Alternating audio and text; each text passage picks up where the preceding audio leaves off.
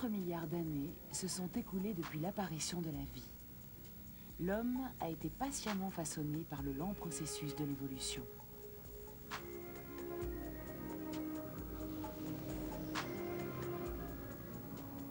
Aujourd'hui, l'espèce humaine est sur le point de quitter son berceau, la Terre, pour se lancer dans l'espace.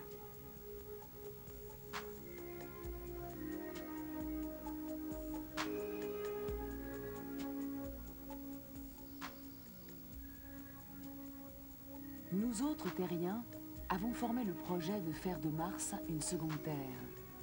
Cette entreprise va mobiliser tout notre savoir et mettre en œuvre les technologies les plus perfectionnées. L'homme dispose aujourd'hui d'un arsenal sophistiqué, sans commune mesure avec les autres animaux. Comment notre espèce a-t-elle acquis une telle puissance et comment va-t-elle évoluer ?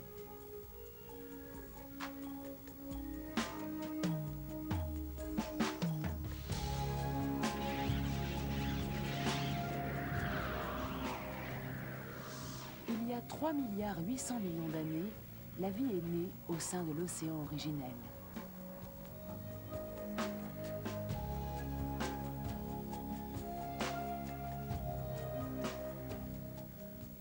La première forme de la vie, une simple cellule, s'est engagée sur le chemin de l'évolution. Des organismes de plus en plus complexes ont ensuite été créés. Une longue partie de l'évolution s'est passée dans l'eau. Tandis que l'environnement de notre planète se transformait, des animaux et des plantes ont pris pied sur la terre ferme.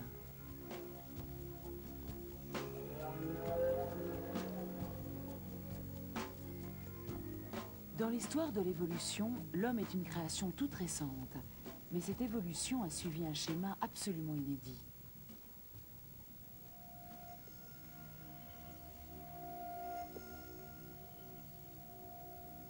Les ancêtres de l'homme sont nés dans la forêt équatoriale africaine il y a environ 5 millions d'années.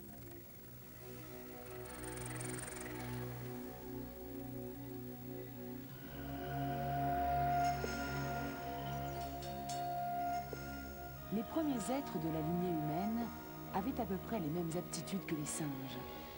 Mais ils ont été forcés à vivre dans la savane et leur cerveau s'est développé.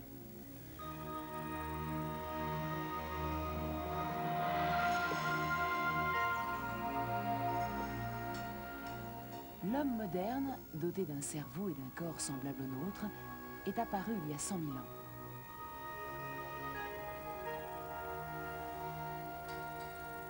L'espèce humaine s'est répandue à partir de l'Afrique vers l'Asie, l'Europe et l'Océanie.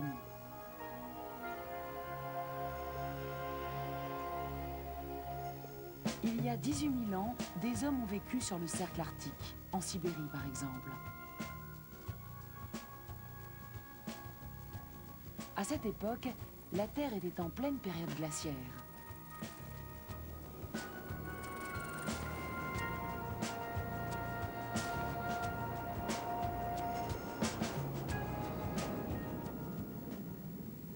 Les hommes étaient montés jusqu'au Grand Nord à travers neiges et glaces.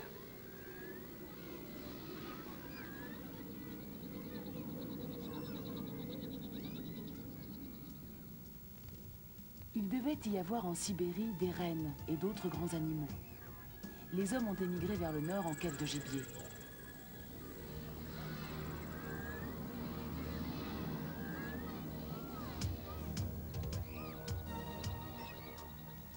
Cette pointe aiguisée a sans doute servi d'arme à un chasseur.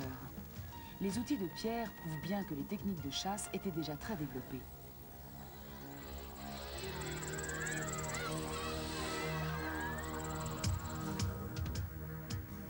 La plus vieille aiguille connue, en corne de cerf, a été fabriquée il y a 20 000 ans. Elle servait à coudre les fourrures pour en faire des vêtements.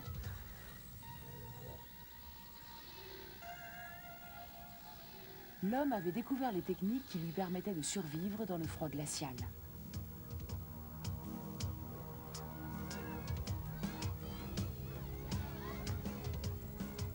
Juste au moment où les hommes sont parvenus à l'extrémité orientale du continent eurasien, un phénomène dû à la glaciation a ouvert un passage devant eux. les glaces avaient figé une quantité d'eau si énorme que le niveau de la mer avait baissé. Entre la Sibérie et l'Alaska, une langue de terre et de glace était à découvert. C'est ainsi que l'homme a pu atteindre le Nouveau Monde, l'Amérique du Nord.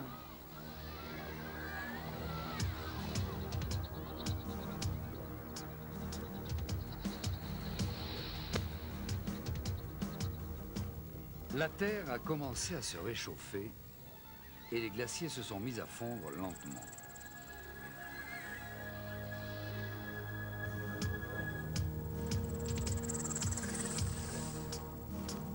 Il y a environ 12 000 ans, la Terre, débarrassée de ses glaces, était couverte de prairies et de forêts. Le climat de l'Amérique du Nord devait être doux et le gibier abondant.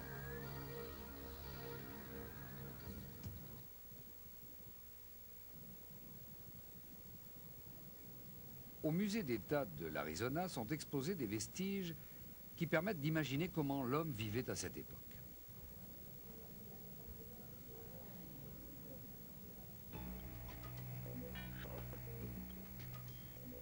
Voici des os de mammouth. On a trouvé en même temps plusieurs outils de pierre.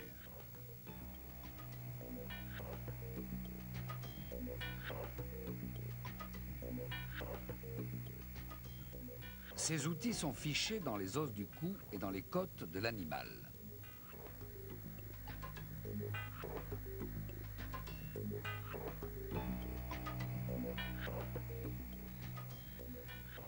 Ainsi, des hommes en groupe se sont battus contre cet énorme mammouth parce que leur survie en dépendait.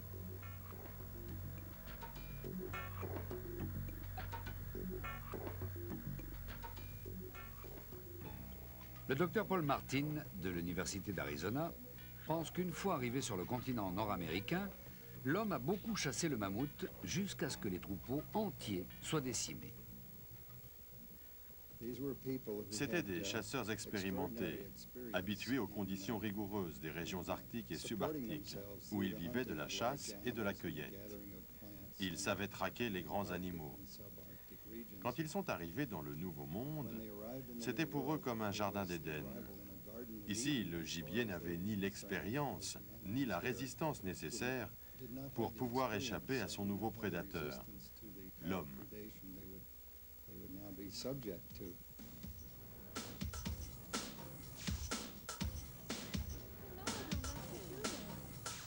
Les chasseurs se sont attaqués à de grosses proies.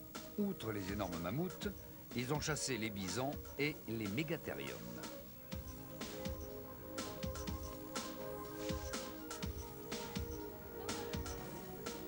Et puis ils ont poursuivi leur migration vers l'Amérique du Sud. Le docteur Martin souligne qu'il n'a fallu à l'homme que quelques centaines d'années pour émigrer jusqu'à l'extrême sud du continent.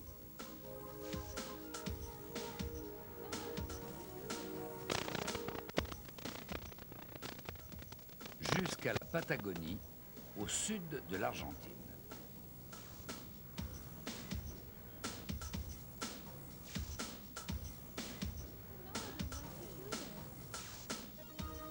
Les parois de cette grotte ont été ornées d'animaux dessinés en rouge par les nouveaux arrivants.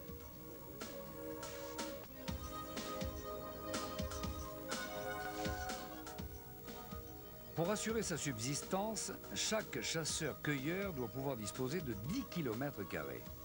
Ceci explique cette migration rapide. Plus ils étaient nombreux, plus nos ancêtres devaient conquérir de nouvelles terres. Ils ont peuplé presque instantanément le monde entier. Il devait y avoir entre 5 et 10 millions de personnes sur Terre. Tant que les êtres humains sont restés des chasseurs-cueilleurs, ils ne pouvaient pas dépasser ce nombre.